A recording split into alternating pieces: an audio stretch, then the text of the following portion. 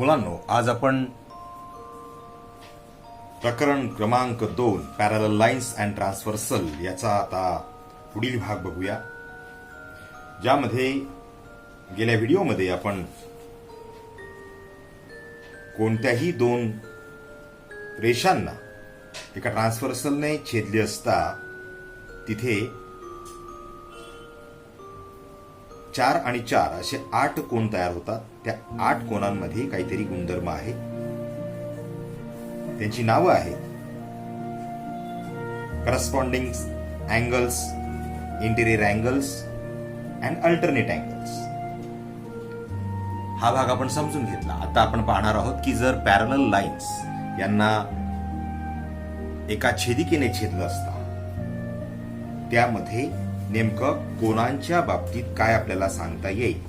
When two parallel lines are intersected by a transversal, 8 angles are formed. If the measures of one of these 8 angles is given, we can find the measures of remaining 7 angles. ते कसे ते आता बघूया. तर तुम्हाला माहिती असेल तर मी आता त्यांना नावं दिलेली आहेत कोणांना. लिनियर पेअर्स आपल्याला याच्यात शोधायचे आणि त्या संदर्भात आपल्याला समजून घ्यायचे. तर angle A, angle B, angle C, angle D, E, F, G, H या पद्धती. मी इकडे लिनियर पेअरची तुम्हाला फक्त रिमाइंडर म्हणून आठवण करून दिली आहे की there are the 2 angles which are linear to each other. One side of that angle, both angle, there is one line and it is divided by the another side, and due to that there is a one side gives the 180 angle. त्याच्यात दोन भुजा ज्या आहेत, प्रत्येक दोन संलग्न कोन आहेत आणि त्या कोनांमध्ये आपल्याला या गोष्टी दिसतात. आता मी ही आकृती का काढली ते बघूया. तर तुम्हाला एखाद्या बिल्डिंगमध्ये बऱ्याचदा वरच्या मजल्याचा जसा भाग असेल तसाच खालच्या मजल्याचा पण असतो. वरच्या मजल्याला या जागेवर खिडकी असेल तर या जागेवर इथे पण आहे. दरवाजा ज्या ठिकाणी आहे तोच त्या ठिकाणी आहे, कारण त्यांनी कुठेतरी संतुलन साधलेलं असतं. जी गॅलरी आहे त्या गॅलरीत आणि या दरवाजांमध्ये कुठेतरी त्या बिल्डिंगचं संतुलन साधून त्याला काहीतरी विचार केलेला आहे. Here is a parallel lines and this is the transversal. These angles, as we learn about the corresponding angles, interior angles and alternate angles, यांच्या बाबतीत आपल्याला नेमकं काय गुणधर्म समजून घेता येईल तो बघूया. करस्पॉन्डिंग अँगल याच्यात लक्षात घ्या तुम्ही, या ठिकाणी जो जसा 100चा कोन आपल्याला दिसतोय 180चा, तो बहुतेक इथे पण झाला असावा असं आपण आता तुर्तास असं मानलं. एचं माप जे असेल, समजा याचं 100 असेल तर याचं 80, ए आणि बी यांच्यामध्ये तुम्हाला एक विशिष्ट प्रकारचा लिनियर पेअर हा दिसून येतो. यांच्यामध्ये आपल्याला एक लिनियर पेअर दिसून येतो. सेम या जागी सुद्धा आपल्याला तशीच लिनियर पेअर आपल्याला दिसून येते. ही जर लिनियर पेअरचा जर विचार केला तर आपल्याला बघा ह्या आकृतीमध्ये बघा ई आणि एफचा विचार म्हणजे आपल्याला ए बी आणि ई एफ यांच्यामध्ये कुठेतरी सिमिलॅरिटी आपल्याला दिसून येते. There is a similarity between the A angle and the E angle. A आणि ई मध्ये काहीतरी तुम्हाला समानता दिसून येते. बी आणि एफ मध्ये समानता दिसून येते. तुम्ही आता सहज ओळखू शकाल की कसं काय झालं. तर एचं माप जे असेल तेच तुम्हाला ईचं माप आपल्याला दिसून येणार. बीचं जे माप असेल तेच तुम्हाला एफचं माप हे दिसून येणार. त्याच प्रकारे आपल्याला या खालच्या कोनांच्या बाबतीत म्हणजे जे त्याच्या खाली जे आहेत या कोनांच्या मध्ये जर उलट पाहिलं तर यांच्यामध्ये सुद्धा एक लिनियर पेअर आपल्याला तयार झालेली दिसून येते. हे बघा, हा जो डी आणि सी यांच्यामध्ये पण आहे, पण ते उलट स्वरूपातले कोन आहेत आणि त्यांच्यात आपल्याला लिनियर पेअर आपल्याला दिसून येते. जर डी आणि सी असेल तर डी सारखाच हा एच पण दिसतोय बघा. हा जसा असेल तोच आपल्याला इथे दिसतो. जर तुम्ही इथे ठेवलं तर एच आणि जी मध्ये सुद्धा काहीतरी सिमिलरिटी दिसेल. म्हणजे डीसी आणि जीएच यांच्यामध्ये काहीतरी साम्य आहे. हे करस्पॉन्डिंग कोनांच्या बाबतीत आपण विचार करतोय. म्हणून या पद्धतीने करस्पॉन्डिंगच्या 4 जोड्या आपल्याला मिळू शकतात. हा जर असेल तर त्याच पद्धतीने तो दुसरा पण असेल. आता आपण दुसऱ्या एका कागदाच्या तुकड्यावरून आपण हा भाग समजून घेऊया. हा कोन जो असेल, जेवढा असेल तोच भाग आपल्याला तुम्हाला इथे दिसणार. बघा, 1 आणि हिअर. मग इथे जो असेल तोच तुम्हाला इथे पण दिसणार. बी आणि एफ यांच्यामध्ये तुम्हाला सिमिलरिटी दिसणार. बी आणि एफ या हे कॉन्ग्रुएंट आहेत. कॉन्ग्रुएंट म्हणजे काय? एकरूप. बी आणि सी. ए आणि ई पुन्हा बघा, हे कॉन्ग्रुएंट आहे. हे करस्पॉन्डिंग कोनाची जोडी मी सांगितली. ए आणि ई हे करस्पॉन्डिंगची जोडी आहे. बी आणि एफ ही करस्पॉन्डिंगची जोडी आहे. यांच्यामध्ये या पद्धतीची जोडी आपल्याला सेम दिसून येते. तसंच आपल्याला डी आणि सी च्या बाबतीत तर आपल्याला ओळखता येईल. हा जर डी चा कोनाचा भाग असेल तर तोच तुम्हाला इथे एच च्या बाबतीत सुद्धा दिसतो. पुन्हा बघा, कागदाच्या कापलेल्या भागावरून तुम्हाला समजावून सांगतोय, तोच आहे. इथे जर आपल्याला एच सीचा असेल, सीचा जो भाग असेल तोच तुम्हाला इथे जीच्या बाबतीत दिसून येतो. बघा, म्हणजे मी ह्या कोपऱ्याकडे बघा सगळ्यांनी. सर काय करतायत तर ते लक्षात आलं पाहिजे तुम्हाला. या पद्धतीने म्हणजे हे दोन्ही कोन हे सिमिलर आहेत. जर आपण त्यांना अशा पद्धतीचं ठेवलं तर इथे हे मॅच होतं, तसंच इथे मॅच होतं. पण इथे वगैरे होत नाही. इथे तर इथे मॅच होताना दिसतं आणि इथे मॅच होताना दिसतं. म्हणजे डी आणि सी, एच आणि जी यांच्यामध्ये काहीतरी सिमिलरिटी आहे. तर या 4 जोड्या कशा होतात ते आपण आधी समजून घेऊया. त्यांच्या जोड्या लिहूया. या जोड्या मी लिहून घेतल्या, त्या वाचून दाखवतो आणि समजून सांगतो. Corresponding angles. करस्पॉन्डिंग अँगल्स आपण जो शिकलो त्याच्या 4 जोड्या आहेत. There are the 4 pairs of the corresponding angles. Angle A congruent angle E. Angle A congruent angle E. A E. Angle B congruent angle F. Angle C congruent angle G. C जो आहे हा जसा आहे तसाच हा पण आहे. Angle D congruent angle H. D आणि एच. तर ह्या ज्या 4 जोड्या आहेत ह्या कॉन्ग्रुएंट असतात. त्यांचं जे माप असेल त्यावरून आपण सहज शोधू शकतो.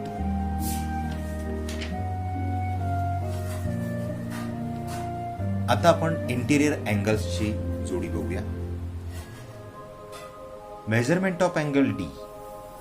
ही जी इंटिरियर अँगल्स असतात, हे इंटिरियर अँगल्स हे याला आणि यांना म्हणतो, याला आणि याला म्हणतो.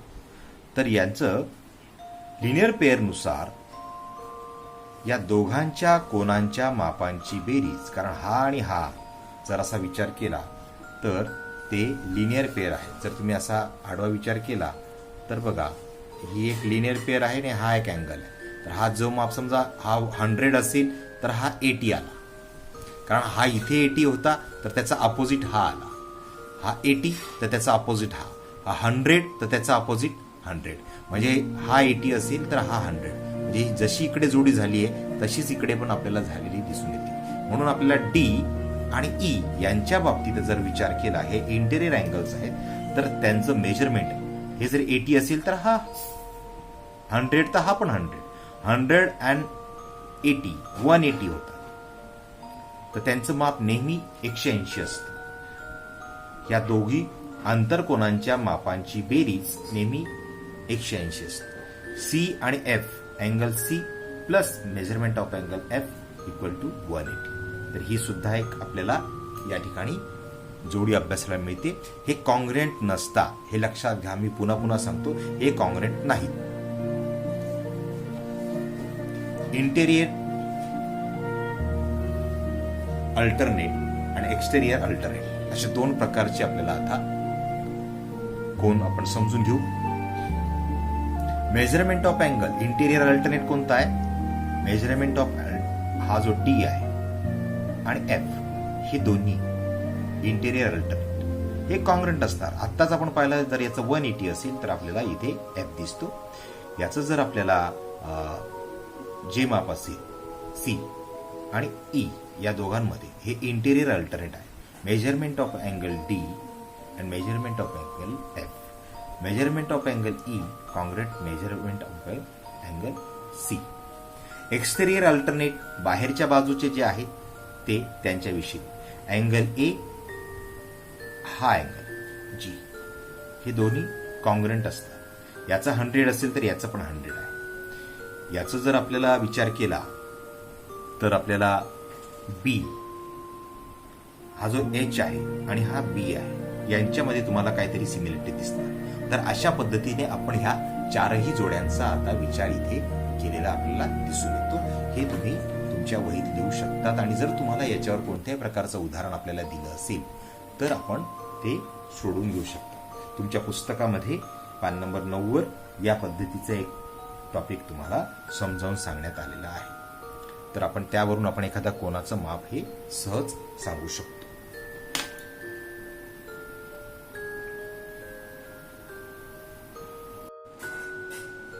तर आता मी तुम्हाला एक उदाहरण दिलेलं आहे. उदाहरण पहा. या उदाहरणामध्ये 2 पॅरलल लाईन्स आहेत. याचा अँगल बदलला किंवा रेषा इकडे तिकडे झाली तरी चालेल, पण पॅरलल नसले तर हा रूल लागत नाही. लक्षात घ्या. If there is a parallel lines, दुसऱ्या लाईन्सच्या बाबतीत आपल्याला ज्या पॅरलल नाहीत त्यांना जर ट्रान्सव्हर्सल होत असेल, छेदत असेल, तर हा रूल लागत नाही. हे लक्षात ठेवायचं फक्त.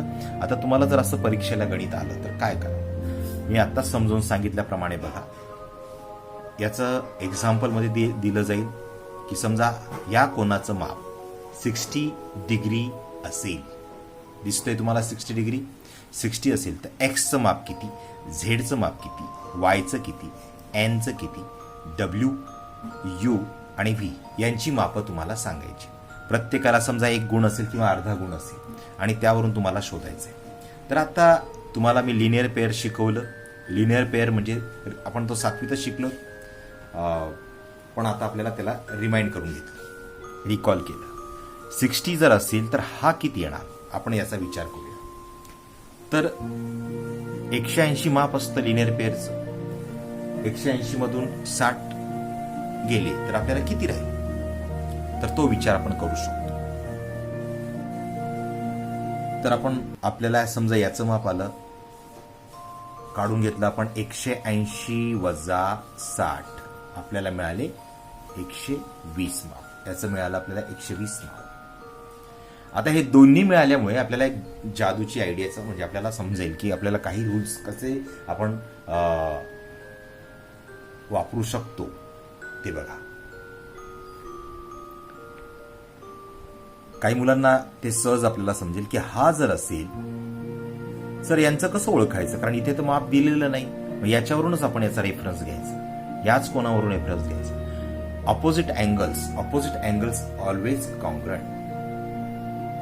जर याचा 120 असेल तर हा वाय आणि एक्स हा सुद्धा सिमिलर आहे. हा सिमिलर असल्यामुळे याचं माप सुद्धा आपल्याला किती मिळेल, 120. These are the opposite. मग हा ऑपोजिट असेल तर हा काय असेल, कारण there are the opposite angles are made here. हा जेवढा माप असेल तेच झेडचं असणार. तर हा पण आपल्याला आता मिळालेलं आहे झेडचं माप. मग आता याच कोनांवरून यांचं पण माप आपण शोधू शकतो. आपण आत्ताच शिकलो की हा अँगल जो असेल तो कोणासारखा असतो याच्या पहिले, हा अगदी बरोबर एन सारखा. हा आणि हा एन सारखा. एक्स कोणासारखा असतो, डब्ल्यू बरोबर. हे करस्पॉन्डिंग वरून आपण सहज यांच्या जोड्या आपण शोधून काढल्या. तर एक्सचं माप जे असेल तेच याचं येतं. म्हणजे याचं किती येणार, एक्स वरून जर असेल these are the congruent angle. Congruent म्हणजे काय, याचं जर 120 असेल तर त्याचं पण आहे. मग याचं 120 आलं तर याचं पण आता 120. 120 आणि 60 किती होतात? 180 होत. म्हणजे याचं 60 आलं. म्हणजे हा आणि हा सिमिलर आला बघा.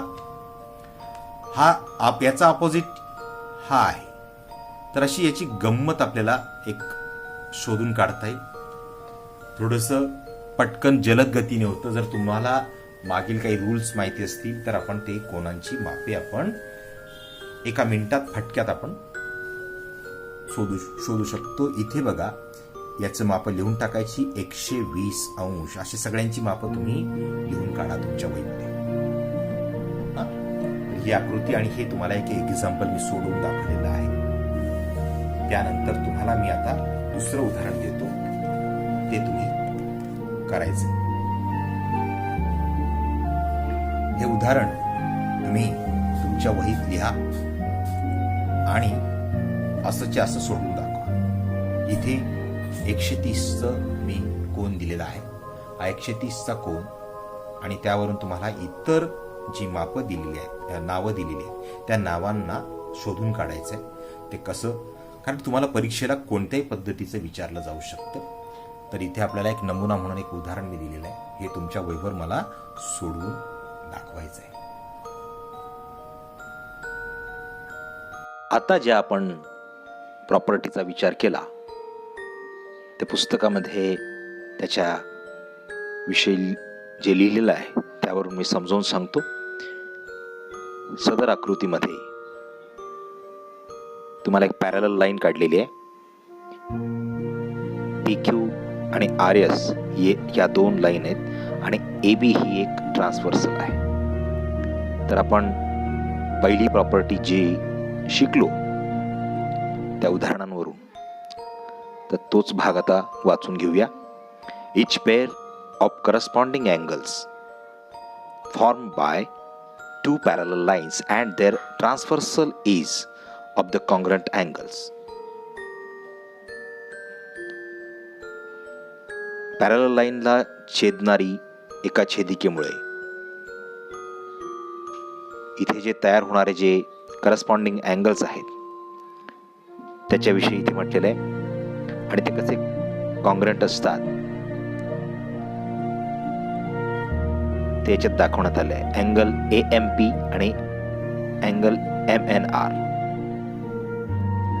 अँगल AMP आणि अँगल MNR निरीक्षण करायचंय, आकृतीकडे बघायचं आणि त्याचं वाचन मी करून दाखवतोय.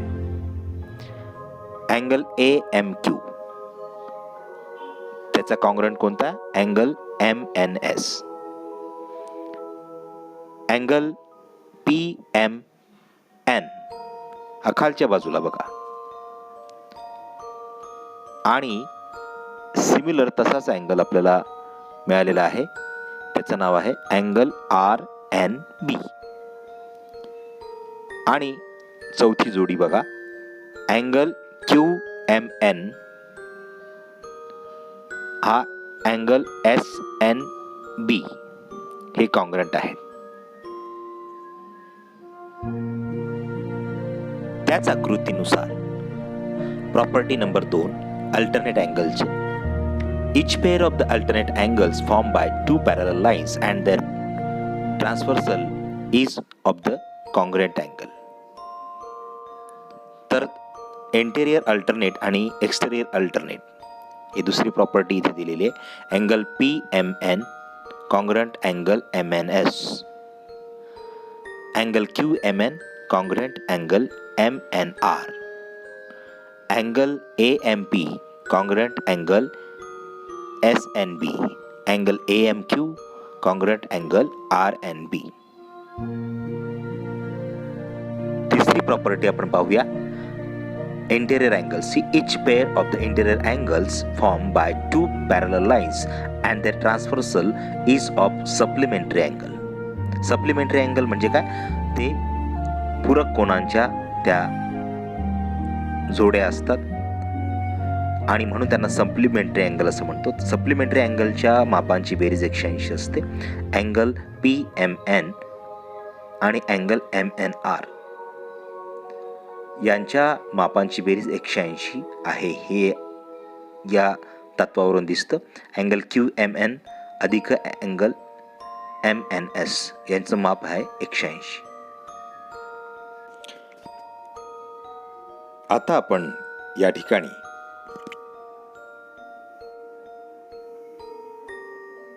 सोडून दाखवलेलं एक उदाहरण बघूया. हे बघा, लाईन AB आणि लाईन PQ या दोन लाईनना आपण LM या रेषेने छेदलं आहे O आणि N मध्ये. त्यामध्ये अँगल MNQ हा 70 अंश आपल्याला दाखवण्यात आलेला आहे, 70 अंश. तर याचे दोन मेथड्स त्यांनी दिलेले आहेत, पहिली मेथड आणि दुसरी मेथड. तर पहिली मेथड आणि दुसरी मेथड ह्या सिमिलरच आहेत. तुम्ही दोन्ही मेथड परीक्षेला वापरण्याची गरज नाही. पण या मेथड्स आपण ज्या आधीच्या पद्धतीमध्ये शिकून करून पाहिल्या आणि त्याच पद्धती इथे वापरायच्या. फक्त त्यांना आपण प्रॉपर शब्द द्यायचे. तर ते आपण पहिल्यांदा बघूया. गणित विचारलाय, in the adjoining figure line AB and line PQ are the parallel line. Line LM is a transversal. ते मध्ये जे चिन्ह आहे ते पॅरलल लाईन्स आहे. Measurement of angle MNQ equal to 70 degree. Then the find the AON. AON माप शोधा असं सांगितलं. आता बघा, तुम्हाला आधीच शिकवल्याप्रमाणे तुम्ही सहज त्याला आपण आता एका पद्धतीने आपण सहज शोधू शकतो. ते जर 70 असेल तर त्या पद्धतीने आता इतर सर्व कोणांची माप आपल्याला शोधून काढायची आहे. जर तसं शोधलं तर आपण पटकन लिहू शकतो. पण परीक्षेला तुम्हाला हे अशा पद्धतीने सोडवून दाखवायचं आहे. Measurement of angle MNQ equal to the measurement of angle ONP. MNQ आणि ONP या पद्धतीने बघा. आता दोन्ही तुम्हाला दाखवता येते. MNP आणि ONP दोघांचं माप हे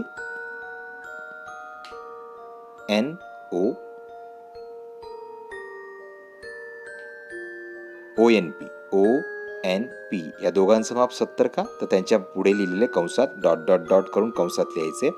तो आपण एक प्रकारचा तिथे एक सिद्धता निर्माण करण्यासाठी, सिद्ध करण्यासाठी एक पुरावा दिलेला आहे की ते ऑपोजिट अँगल आहे, म्हणजे विरुद्ध कोण आहे. त्याचबरोबर त्यांनी बघा इंटेरियर अँगलचं पण एक संदर्भ दिला. आता ONP आपल्याला मिळाला असेल तर ONP वरून आपण AONचं माप आपण सहज काढू शकतो. इथे ती प्रॉपर्टी वापरलेली आहे. प्रॉपर्टी नंबर आपण तिसऱ्या प्रकारची जी पाहिली आत्ताच ती. AON आणि ONP यांची जर बेरीज असेल ती 180 असते. आणि अशा रीतीने आपण मेथड 2 मध्ये हा भाग आपण समजून घेतला की 180 मधून ONP. आता ONP काय जाणार, या दिशेला जाणार इकडे, कारण 180तून तो कोण आपण वजा करू शकतो. आणि तिथे 180 मधून 70 गेले तर आपल्याला 110 हे मिळतात. तर अशा पद्धतीने आपण AON मेजरमेंट ऑफ अँगल AONचं माप हे शोधून काढलं. तर तीच आता मेथड 2 बघा. मेथड 2 मध्ये तुम्हालाही तशाच प्रकारची, फक्त वेगळ्या पद्धतीने, आता तोच प्रकार उत्तर तेच येणार आहे पण मात्र वेगळं कसं. MNQचं माप 70 दिलेलं आहे. तर मेजरमेंट ऑफ अँगल NOB बरोबर 70. NOB दिसला 70. तो करस्पॉन्डिंग अँगल म्हणून त्याने पुरावा दिलेला आहे. म्हणजे आपण इकडून या पद्धतीने देऊ शकतो आणि या एकच गणित वेगळ्या प्रकारे कोण विद्यार्थी या पद्धतीने लिहिल, कोणी या पद्धतीने चालू शकतो. फक्त आपल्याला हे प्रॉपर्टी जर माहिती असेल तर आपण ते गणित सहज सोडू शकतो. AONचं माप इथे दिलेलं आहे. मेजरमेंट ऑफ अँगल AON आणि NOB 180. यांचं मापाची बेरीज जी आहे AON आणि NOB. आता इथे त्यांनी काय केलं, लिनियर पेअरची जोडी त्यांनी दाखवलेली आहे. लिनियर पेअरची जोडी असल्यामुळे ते 180 दाखवणं क्रमप्राप्त आहे. NOBचं माप जर आपण 70 त्याच्यात ठेवलं तर साहजिकच त्याची 180 बेरीज असते. ते AONच्या जागी काय येणार, तर त्याच्यातून पण 70 वजा करून पहा तर आपल्याला 110 AONचं मिळतं. तर अशा पद्धतीने आपण ह्या दोन्ही मेथड्स इथे समजून घेतलेल्या आहेत. आता आपण दुसऱ्या गणिताचा विचार करूया. या गणितामध्ये आपल्याला MN या दोन लाईन्स आपल्याला दिलेल्या आहेत, त्यांना L ही छेदिका आहे. तर तिथे दिले आहे Bचं माप x अधिक 15, Eचं माप दिले 2x अधिक 15. तर याच्यामध्ये xची किंमत शोधायची. कोणाची माप ही आपोआपच आपल्याला मिळणार आहेत, पण आपण xची किंमत आपण शोधून त्यांना दाखवूया. तर बी आणि एफ हे करस्पॉन्डिंग अँगल. बीचा संदर्भ दिलाय, ईचा संदर्भ आणायचा कसा, तर कुठे ना कुठे ते रिलेशन दाखवायचं. बीचं आणि तिथे ईचं आपण जर विचार केला तर बी आणि एफ, बी आणि त्याच्या खाली असलेल्या दुसऱ्या बिंदूला एफ हे करस्पॉन्डिंग अँगल आहे.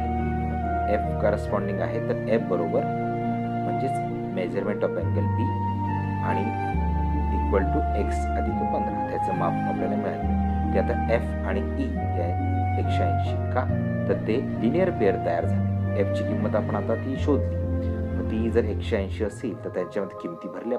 Substituting the value in the equation x अधिक 15, 2x अधिक 15 दोघांच्या किमती भरल्या आपण, आणि 15 आणि 15 30 होतात, आणि 2x आणि x यांची बेरीज होणार कारण ते चल त्यांची समान आहेत.